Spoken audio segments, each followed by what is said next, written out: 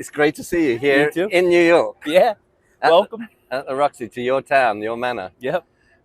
We've known each other for years, and it was some time ago when you decided to do a life book for Tom, for your dad. Yeah. Quite a while ago. 10 years ago. Nearly 10 years, right Yep. at the beginning of our journey. That's right. Exactly. So can you just explain a little bit about why you took it up? Why did you do life book? And Yeah, sure. Happy to. So, well, I think really honestly, when I had heard you were doing it, it automatically sounded like a unique opportunity to do something special for somebody. But my father also happens to be one of those people that, quite frankly, is one of those what do you get him kind of guys. The guy that has everything, right? How many ties could you get a guy?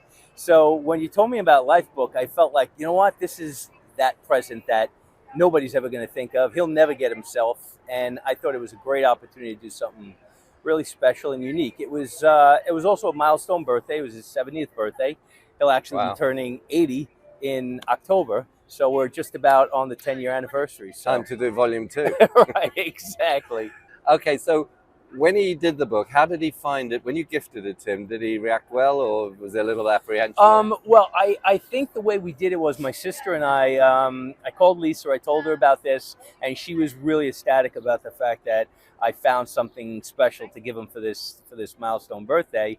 And then Lisa and I presented it to him, and after we explained it to him, because he was definitely perplexed in terms of what we were trying to explain was going to be his autobiography, and I don't think he ever envisioned being involved in something like that. I think his first reaction was somewhat reluctant in terms of, I don't know if I want to, kind of tell my story. It's personal, it's private. Yeah. And B, it sounds like work.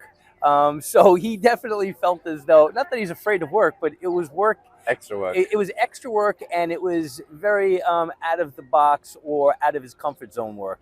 So nevertheless, he graciously accepted it with love, and he went on to, I think, really embrace it as time went on. I really do believe he found it to be a wonderful experience and journey, reliving his story, telling his story, and actually probably recollecting a lot of stuff that he had long ago forgotten about. So I think it was a great experience. I say to people that in my father's book, he said he was remembering things he didn't know he had forgotten. Right. And these memories, they're all there. Yeah, they came back. Yeah. They do come back. And so he found it quite enjoyable. He did. And I think he actually got to the point where he was preparing for it. He was thinking about his next session. He wasn't just, stumbling through it, Yeah. and he was really being thoughtful about it. So I really do, like I said, think that tells me he embraced it. So when you got the books, what did you think? And was he proud of it? Yeah, I mean, he thought long and hard about the title that he gave it, which I thought was special. He called it The Lucky One. He thought that it was wonderful. I mean, being able to include pictures of, his family, his grandchildren, his parents. He really thought that the finished product was exactly what he was hoping it would be, as well as my sister and I. We were all really excited to see the finished product, and that added honestly to it, right?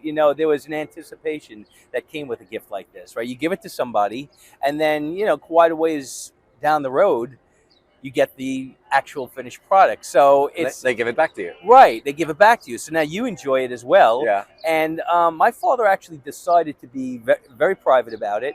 And he actually asked me not to share it with anybody outside of the family, which I've always respected. And it's funny because I had told people that I had given this to my father, and the first thing they said is, "Oh, I can't wait to read it." Yeah. Right? So now they knew it was finished, and then they start to ask me, "Is the book done?" And knowing my father's request, I honored. I guess I just kind of, pretended it away and until they stopped asking. But I really do think that, in all honesty, the people that were asking for it would have really enjoyed reading it as much as I did. But listen, but to that point,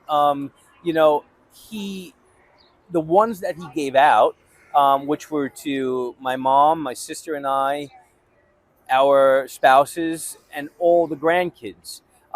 He wrote a really beautiful front page in hand. Each book was dedicated personally to the person that he gave it to. Wonderful. Which obviously I still have mine. I keep it near and dear, and I read it from time to time, especially what he wrote in that. To me, again, that allowed him to do something very personal that he wouldn't have ever done, you know? But I will say, besides my father, I think it was a gift that we got back. And the grandkids, while 10 years ago, quite a few of them, my sister has 4 children, I have 4 children, so there's 8 grandkids combined. Some of them were, you know, quite young at the time, and I don't know that they really appreciated it the day that it was given to them, but I made them swear that they'd take good care of it because I knew they'd go back to it, and they have.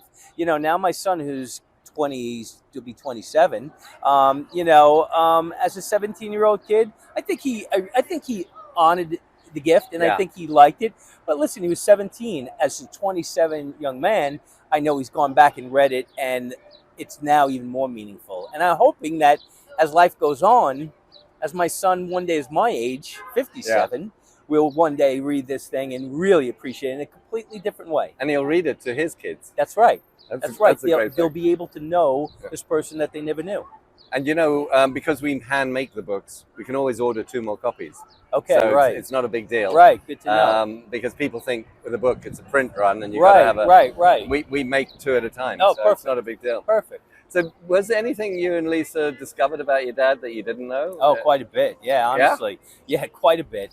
Why he named it the Lucky One is because he had quite a troubled childhood, if you will, you know, not a wonderful life in his early stages, and we knew about that. But when you see it and read about it, and you really get, you know, specifics about it, the fact that my father shared, you know, things that we had never known, it was almost a bit sad. You know, it finished well and had a happy ending, of course, right? I mean, that's why he calls it the Lucky One, because quite frankly, after reading it, I get that quite a bit. So we didn't realize quite how difficult his childhood was, you know? Well, we often find that parents have difficulty explaining that to their children because you're always going to be, you know, little Bobby, little Bob, right, etc. That's right. And you're never a grown up or an adult. So you've got that challenge. Yeah. And talking to a stranger, you can let go. We get so many revelations as such, which people haven't talked to their children about. That's right. Yeah, he did share, and he shared really important stuff. There was a new level of respect for my father and love that came from the book.